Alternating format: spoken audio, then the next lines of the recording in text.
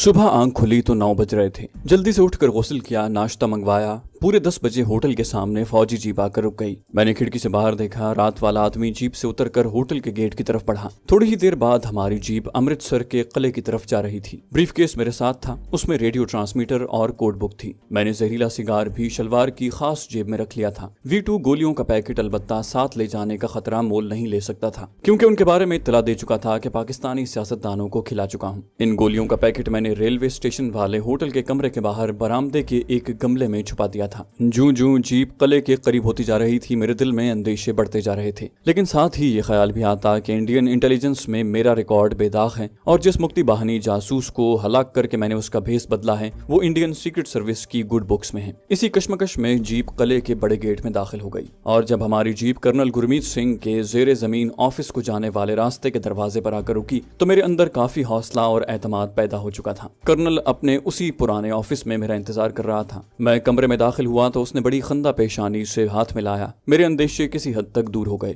उसने मिशन की कामयाबी पर मुझे मुबारकबाद दी और कहा, कर्नल मनी, मुझे इस बात पर हैरानी है कि अगर हमारे एजेंट पाकिस्तान में कहीं रूपोश हो गए हैं तो उन्होंने मुझसे राब्ता क्यों नहीं कायम किया। मास्टर स्पाई के पास तो हाई पावर रेडियो ट्रांसमीटर हर वक्त मौजूद रहता है। मैंने कहा, हो सकता है पाकिस्तानी पुलिस ने उन्हें गिरफ्तार कर लिया हो। CID के आदमी मेरे पीछे भी लगे हुए थे। मैंने बड़े खतरनाक हालात में पाकिस्तान का बॉर्डर क्रॉस किया है। तजुर्बाकार सिख कर्नल की चमकीली आंखें मेरे चेहरे पर जमी हुई थी। उसने हाथ में पकड़ी हुई पेंसिल मेज पर रख दी और कुर्सी की पुश्तगाह से टेक लगाते हुए बोला, कर्नल मनी, हमारे एजेंट बड़े तजुर्बाकार हैं और कई साल से पाकिस्तान में काम कर रहे हैं। मेरी समझ में नहीं आता कि एकदम वो सारे के सारे कैसे पकड़े गए। कहीं किसी ने मुखबरी तो नहीं की। ये कहकर वो मुझे गहरी नजरों से देखने लगा। एक लम्हे के लिए मेरे हल्क में तल्ख जायके की एक लकीर सी फैल गई। मैं समझ गया कि पांसा पलट रहा है, लेकिन मैंने चेहरे से जरा सी भी परेशानी का इजहार न होने दिया। मेरे हाथ में तस्बीह थी। मेरा ब्रीफकेस मेज के नीचे पड़ा था। मैंने तस्बीह को लपेटते हुए कहा, मुखबरी कौन कर सकता है? अगर किसी ने ऐसा किया है तो वो जरूर डबल एजेंट है, मगर इस किस्म का आदमी कम से कम हमारे ग्रुप में तो नहीं है। गुरमीत सिंह का बालों में छुपा हुआ चेहरा बता रहा था कि वो मेरी बात नहीं सुन रहा, बल्कि कुछ सोच रहा है। हालांकि मेरी तरफ टिकटिकी लगाए हुए था। अचानक उसने सवाल किया, कर्नल मनी, तुम अमृतसर के किस मोहल्ले में पैदा हुए थे? इस सवाल ने मुझे चौकन्ना कर दिया। अब कोई शुबा नहीं रहा था कि मेरा राज फाश हो चुका है। फिर भी मैंने अपने हवास कायम रखे। अपने स्मगलर दोस्त के यहाँ कयाम के दिनों में मैं अमृतसर के गली मोहल्लों से वाकिफ हो चुका था। मैंने कहा, मेरा जन्म निहान सिंह की गली पांदिया में हुआ है। वो मेरे माता पिता के बारे में पूछने लगा। मैं उसे बताता चला गया और राह फरार इख्तियार करने के बारे में सोचने लगा। मेरे पास जहरीला सिगार मौजूद था, मगर मैं उसे सुलगा नहीं सकता था, क्योंकि इस सिगार की हलाकत खेजी कर्नल के इल्म में थी। कमरे का दरवाजा बंद था और कर्नल की बेल्ट में लगा हुआ रिवॉल्वर मुझे साफ दिखाई दे रहा था। मैंने अपना भरम रखने की खातिर एक बार हल्का सा एहतजाज करते हुए कहा कि वो मुझसे इस किस्म के सवालात क्यों पूछ रहा है, जबकि उसके पास दिल्ली से मेरी फाइल पहुंच चुकी है जिसमें मेरा पूरा डेटा दर्ज है। वो मक्कारी से मुस्कुराया और कहने लगा, कर्नल मनी, तुम्हारी फाइल में तुम्हारे बारे में सब कुछ लिखा हुआ है, मगर एक बात का इंदराज नहीं है। मैं उसका मुंह देखने लगा। वो कुर्सी से उठा और बोला, मेरे साथ दूसरे कमरे में आओ। बिजली की चमक बनकर ये ख्याल मेरे जहन में कौंध गया कि वो मेरे जिस्मानी मुआयने के लिए मुझे दूसरे कमरे में ले जा रहा है। मैंने आखिरी बार एहतजाज किया कि मैं भारत की सेंट्रल इंटेलिजेंस का जिम्मेदार ऑफिसर हूँ। वो मुझे यूं डिक्टेट नहीं कर सकता। उसने अपने कमरे की अकबी दरवाजे की तरफ इशारा करते हुए कहा, कर्नल मनी, इस कमरे में जाकर तुम्हें अपना जिस्मानी मुआयना करवाना होगा। मैंने मजीद ढिठाई से काम लेते हुए कदरे तल्ख लहजे में कहा, आखिर ये क्या मजाक है? मैं हेडक्वार्टर से शिकायत करूंगा। वो मेरी तरफ झुक कर बोला, मौलवी साहब, ये सब कुछ मैं हेडक्वार्टर के हुक्म से ही कर रहा हूँ। साइड रूम में तशरीफ लाइए। अब मेरे लिए कोई रास्ता नहीं था। मैं बड़बड़ाता हुआ उठा और साइड रूम में घुस गया। मेरी जिंदगी और मौत के दरमियान चंद सातें बाकी रह गई थी। दूसरे कमरे में आते ही मैंने एक खूंखार और बेखौफ कमांडो की आंख से जायजा लिया। कर्नल किसी दूसरे ऑफिसर को फोन करने लगा। कमरा छोटा सा था। कमरे में लोहे की अलमारी खड़ी थी। वहाँ फजा नीम रोशन थी। मुझे कर्नल के कदमों की चाप सुनाई दी। उसके ऑफिस से साइड रूम में 3 कदम का फासला था। मेरी या गुरमीत सिंह की मौत में भी सिर्फ 3 कदम का ही फासला था। फिर 2 कदम और 1 कदम। फिर मेरी मौत कमरे में दाखिल होने वाली थी। लेकिन मौत की आगोश से अपनी जिंदगी छीनने के लिए मैं उस पर आखिरी और भरपूर हमला करना चाहता था। साइड रूम का कोई दरवाजा नहीं था। वहाँ सिर्फ नीले रंग का एक पर्दा लटक रहा था। मैं पर्दे के पहलू में दीवार के साथ लग गया। उस वक्त मेरी रग रग में बिजलियां कौंध रही थीं। अंदेशे, वसवसे, सोच विचार सब कुछ कौंधती बिजलियों की तरह एक तूफान बनकर बह गया था। बस इतना याद था कि मैं बिजली हूँ और मुझे एक शख्स पर मौत बनकर गिरना है। ये सब कुछ चंद सेकंड के अंदर अंदर हो गया। मौत का ऑपरेशन कब शुरू हुआ, आज भी जब मैं उसके बारे में सोचता हूँ तो तफसील याद नहीं आती। नीले पर्दे के पीछे से मैंने वर्दी पोश सिख कर्नल को साइड रूम में दाखिल होते देखा, जिसके हाथ में पिस्तौल था। ये पिस्तौल मुझे उस वक्त नजर आया जब उस फौजी अफसर की गर्दन टूट चुकी थी और वो मेरे बाजू के आहने शिकंजे में झूल गया था। मैंने कर्नल को रिवॉल्वर के साथ फर्श पर लेटाया तो उसकी हरे रंग की पगड़ी एक तरफ टेढ़ी हो गई।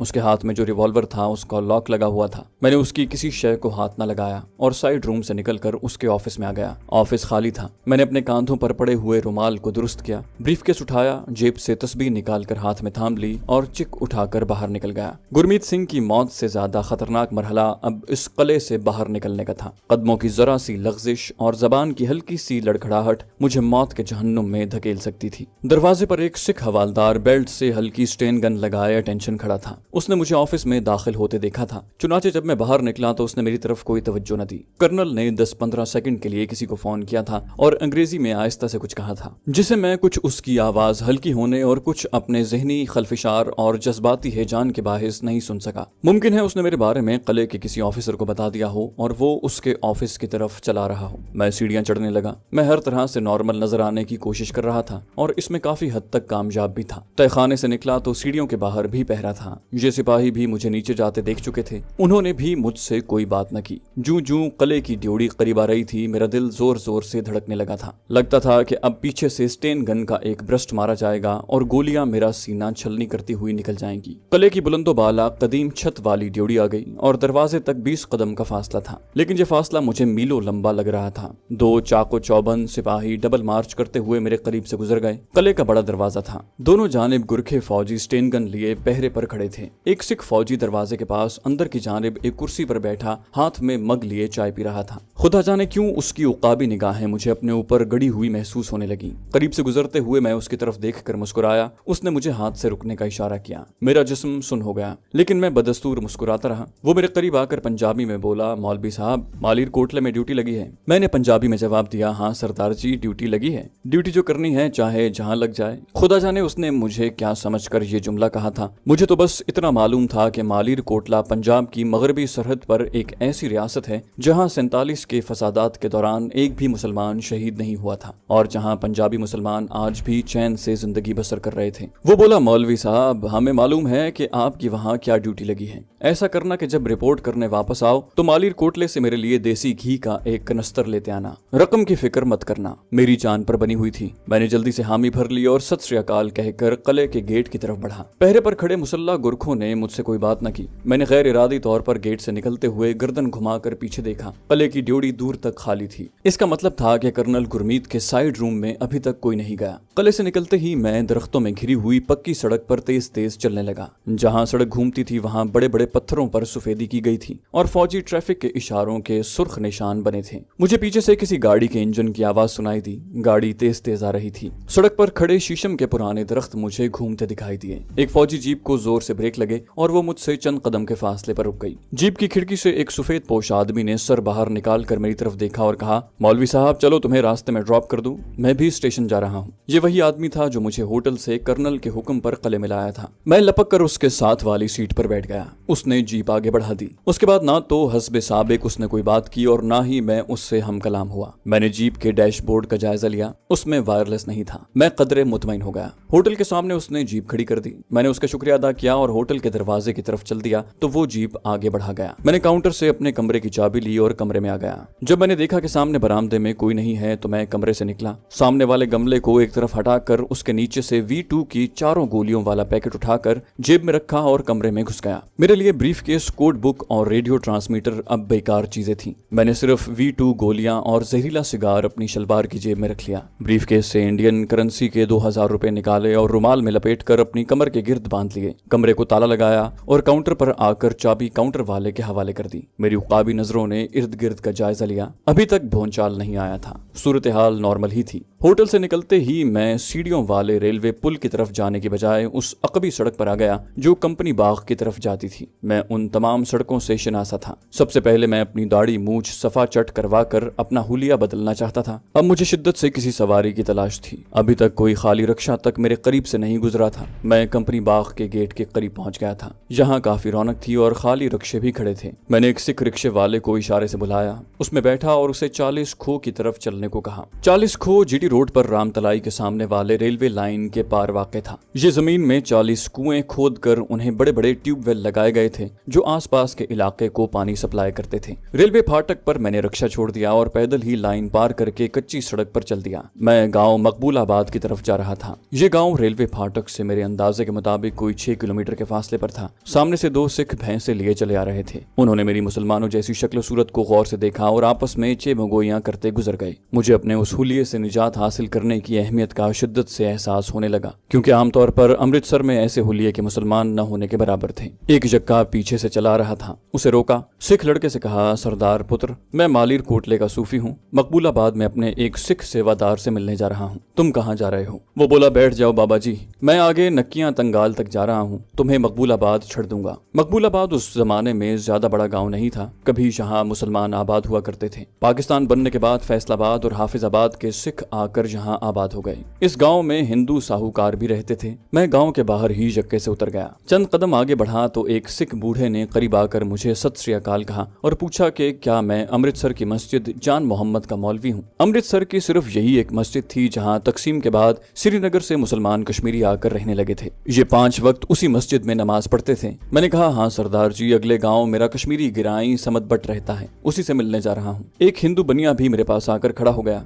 मैंने वहां से खिसकने में ही आफियत समझी। बड़ी मुसीबत थी कि मैं जगह जगह रास्ते में गवाह छोड़ता चला जा रहा था। एक छोटी सी नहर गांव के साथ साथ जाती थी। मैं नहर के किनारे हो लिया। अब मैं इसी उम्मीद पर आगे चल रहा था कि जहां कहीं गांव के बाहर कोई हज्जाम नजर आ गया, वहीं बालों का सफाया करवा लूंगा। मुश्किल ये थी कि ये सारे गांव सिखों के थे और सिखों के गांव में हज्जाम नहीं होते। चलते चलते मैं कच्चे मकानों वाले एक गांव के करीब से गुजरा तो देखा कि पीपल के एक दरख्त के नीचे दरी पर एक हज्जाम बैठा किसी हिंदू की दाढ़ी मूंढ रहा था। मैं कुछ फासले पर दरख्तों की ओट में बैठ गया। जब वो हिंदू बुढ़ा चला गया तो मैं हज्जाम के पास आ गया। ये भी कोई हिंदू ही था। दरख्त में कील ठोंक कर उसने छोटा सा आईना लगा रखा था। लकड़ी के दस्ते वाला एक उस्तरा और कैंची वगैरह पास ही पड़ी थी। दाढ़ी मूंढ कर वो हुक्का पी रहा था। मैंने उसे जाते ही 10 रुपए का नोट दिया और कहा, लाला जी, इस बखेड़े को साफ ही कर दो, और जेब से मजीद 10 रुपए का नोट निकाल कर उसकी तरफ बढ़ा दिया। थोड़ी देर बाद जब मैं उठा तो न सिर्फ मेरी दाढ़ी मूछें सफाचट थी, बल्कि मेरे सर के बाल भी साफ थे। मैंने हज्जाम से कहा कि मैं जिस गांव जा रहा हूँ वहाँ मेरा मालिर कोटले का एक भाई आड़त करता है। वो मेरी दाढ़ी के बड़ा खिलाफ है। सोचा आज दाढ़ी मूछ मुंडवा कर ही उससे मिला जाए। नाई 20 रुपए लेकर बेहद खुश था। मैंने ये बात इसलिए कही थी कि अगर मेरे पीछे पीछे पुलिस यहाँ पहुंच जाती है तो वो गुमराह हो जाए, क्योंकि मैंने वहीं से वापस जाने और मानावाला रेलवे स्टेशन से कोई ऐसी पैसेंजर ट्रेन पकड़ने का फैसला कर लिया था जो दिल्ली जा रही हो। मैं मेन रेलवे लाइन पर पहुंच गया। मानावाला स्टेशन अभी दूर था। फिर मैं रेलवे लाइन से हटकर खेतों खेत चला जा रहा था। मुझे एक छोटा सा मंदिर दिखाई दिया। मंदिर के साथ ही एक कोठरी भी थी। मैं उस मंदिर की तरफ चल दिया। एक खेत में पानी खड़ा था। मैंने खेत से कीचड़ लेकर अपने कपड़ों पर इस तरह मल लिया कि मालूम हो जैसे मैं फिसल कर खेत में गिर पड़ा था। मंदिर क्या था, बस एक चबूतरे पर छत डालकर जर्द झंडा लगा दिया गया था। नीचे कृष्ण महाराज की मूर्ति रख दी गई थी। कोठरी के अंदर से एक मोटी तोंद वाला पुजारी अपनी बोदी को गिरह देता बाहर आ गया।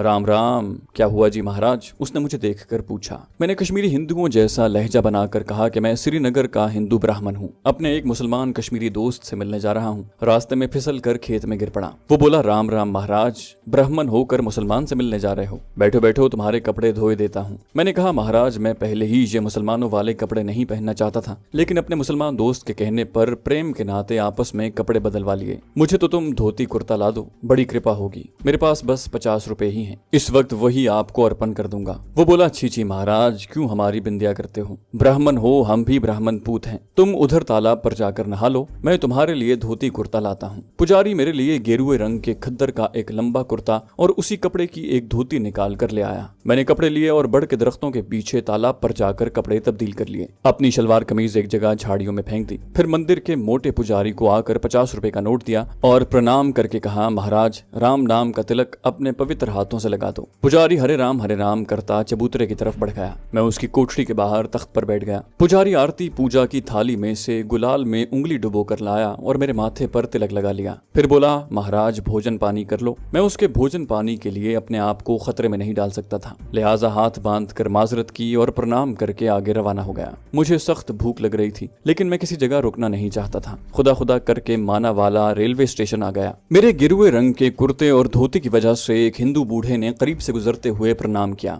सिख मुझे कोई अहमियत नहीं दे रहे थे। स्टेशन से बाहर मिट्टी के एक चबूतरे पर एक सिख ठंडे पकोड़े और दास कुलचे बेच रहा था। कुछ हिंदू सिख मुसाफिर उसके पास चबूतरे पर बैठे खा रहे थे। मैंने जाते ही जय राम जी की बाबा लोग कहा और बैठ गया। बाबा लोग, साधु को भोजन करा दो। छाबड़ी वाले सिख ने मेरी तरफ देखे बगैर एक गाहक को पकोड़ों वाला दोना पकड़ाते हुए कहा, भोजन मुफ्त नहीं है बाबा लोग। मैंने सिख को आशीर्वाद देकर कहा, हम वो साधु लोग नहीं जो मुफ्त का भोजन करते हैं। ये लो तुम 5 रुपल्ली पहले ले लो सरदार जी।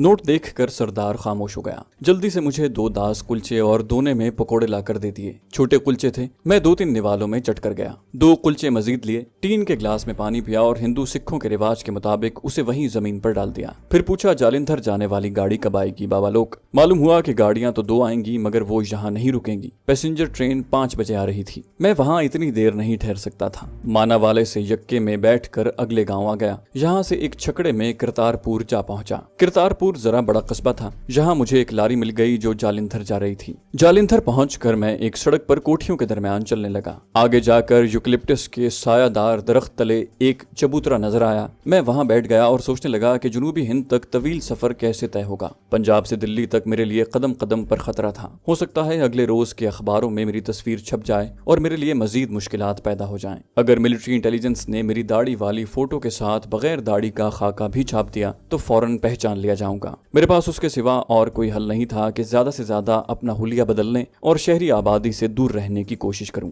मेरा मिशन जुनूबी भारत में मंडापम कैंप नामी शहर के मजाफात में वाक़े एटमी रिएक्टर को तबाह करना था, या हाइड्रोजन बम का ब्लूप्रिंट या फार्मूला उड़ाकर उसे जाया कर देना था। मुझे एटमी रिएक्टर और हाइड्रोजन बम की प्रोसेसिंग के बारे में मालूमात नहीं थी। बस इतना ही मालूम था कि वहाँ हाइड्रोजन बम की इब्तिदाई तैयारियां जोरों शोर से जारी हैं। ये खुफिया रिपोर्ट मुझे तिरचनापली के पुरस्कार स्याह फार्म चीफ की जबानी मालूम हुई थी। लेकिन उस वक्त मैं उस मुसीबत से दो चार था कि मेरा राज फाश हो चुका था। मैं सिख कर्नल का खून करके अमृतसर से फरार हुआ था और पुलिस के अलावा भारतीय इंटेलिजेंस भी मेरे ताकुब में थी। दिन ढलने लगा था। मुझे ये फिक्र भी थी कि रात कहाँ बसर होगी। किसी होटल में रात बसर करना अपने आप को दुश्मन के पेट में दाखिल करने के बराबर था। पुलिस तो होटलों, रेलवे स्टेशन और बसों के अड्डों के बाहर मेरी ताक में होगी। मैं जिस जगह पर बैठा था वहाँ भी महफूज नहीं था। मैं वहाँ से उठने ही वाला था कि एक सफेद साड़ी वाली दरमियानी उम्र की औरत अपनी तरफ आती दिखाई दी। मैं वहीं बैठा रहा। औरत के हाथ में कांसी की थाली थी जिसमें रतन जो के फूल और मंदिर से लिया हुआ प्रसाद था। वो किसी मंदिर से आ रही थी। मेरा ख्याल था कि वो आगे निकल जाएगी, लेकिन खिलाफ तवक्को मेरे पास आकर उसने झुककर मेरे पाँव को छुआ और वही हाथ अपने माथे पर लगाकर बोली, महाराज मेरी सहायता करें।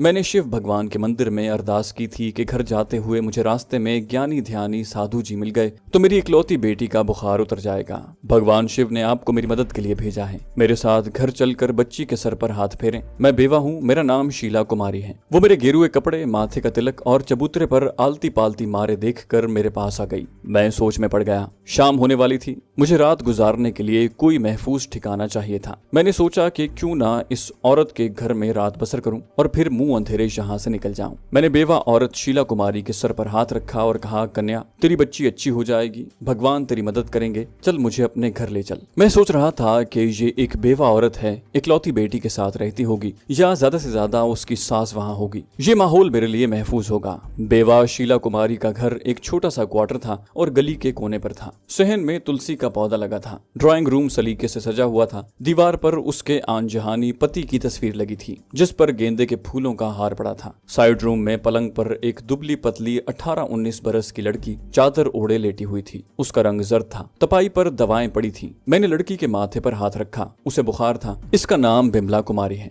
बाप की मौत के बाद उसने पढ़ाई छोड़ दी और एक दफ्तर में टाइपिस्ट है, लेकिन गुज़श्ता 20 रोज से इसका बुखार नहीं उतर रहा। बहुत इलाज करवाया, कीर्तन भी करवाया, मगर कोई फर्क नहीं पड़ा। मैंने शीला को तसल्ली दी और कहा, कन्या परेशान ना हो, शिव भगवान तेरी बच्ची को अच्छा कर देंगे। हम इसे एक घूंट पानी शास्त्रों के पवित्र खुफिया श्लोक पढ़कर हर 4 घंटे बाद देंगे। तेरी पुत्री का बुखार टूट जाएगा। शीला तो मेरे कदमों पर गिर पड़ी। 4 घंटों की बात मैंने इसलिए की थी कि मुझे इस खामोश घर में रात बसर करने का मौका मिल जाए। मैंने दिल ही दिल में सूरह इखलास पढ़कर पानी पर दम किया और बिमला को पिला दिया। फिर उसे आराम करने का मशवरा दिया। शीला ने हाथ बांधकर दरखास्त की कि मैं रात उसके घर में बसर करूं। और हर 4 घंटे बाद अपने हाथ से बिमला को पानी पिलाऊं। उसने एक छोटे से कमरे में बिस्तर लगा दिया। शीला की ज़बानी मालूम हुआ कि वो अपनी बेटी बिमला के साथ उस मकान में तन्हा रहती है। उसका एक बेटा बंबई के एक कारखाने में केमिकल इंजीनियर है, वही घर का खर्चा चलाता है। मैं नहा धोकर बिस्तर पर बैठ गया। खिड़की से बाहर बाग में शाम का अंधेरा फैल रहा था। शीला मेरे लिए कांसी की थाली में भोजन ले आई और पानी का ग्लास हाथ में थामकर मेरे सामने चौकी पर बैठ गई। भोजन खाने के बाद मैं ड्राइंग रूम में आकर सोफे पर आलती पालती मारकर बैठ गया। टीवी चल रहा था। जालिंधर से 7 बजे की खबरें नशर हुई। मैंने एक एक खबर गौर से सुनी। मेरे बारे में कोई खबर नहीं थी। रात के 11 बजे मैं बिमला को दूसरी बार दम किया हुआ पानी पिलाने गया तो ये देखकर हैरान रह गया कि उसका बुखार उतर चुका था। शीला तो मेरे कदमों में बिछी जा रही थी। बहरहाल मैंने एक बार फिर बिमला को दम किया हुआ पानी पिला दिया और अपने कमरे में आकर पलंग पर लेट गया। खिड़की खुली थी। कहीं से झींगर के बोलने की आवाज आ रही थी। मौसम किसी हद तक खुनक था। बाहर का मौसम था और बाग से फूलों की खुशबू आ रही थी। अचानक मेरे जिस्म में सर्द लहर दौड़ गई।